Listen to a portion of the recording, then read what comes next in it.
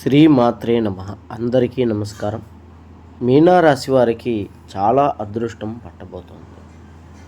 మరికొద్ది సమయంలో మీనారాశి వారి ఇంట్లోకి లక్ష్మీదేవి పాదం పెట్టబోతోంది. అమ్మవారు అడుగు పడిన కాడి నుంచి మీనారాశి వారికి సంపూర్ణ దరిద్రాలన్నీ పోతాయి.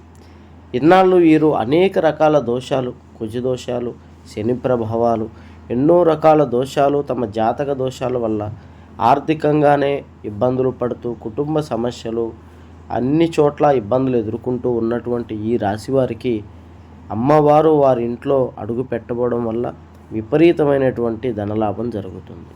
ఇలాంటి అదృష్టం 11 ఏళ్ళకి ఒక్కసారి వస్తుంది. ఇప్పుడు మీనారాశి వారికి మళ్ళీ 11 ఏళ్ల తర్వాత తిరిగి వచ్చింది. వీరికి 2 అతిపెద్ద కోరికలు కూడా తీరుతాయి. ఒకటి, ఇల్లు లేక ఇబ్బంది పడుతున్నటువంటి వారికి సొంతింటి కల నెరవేరుతుంది.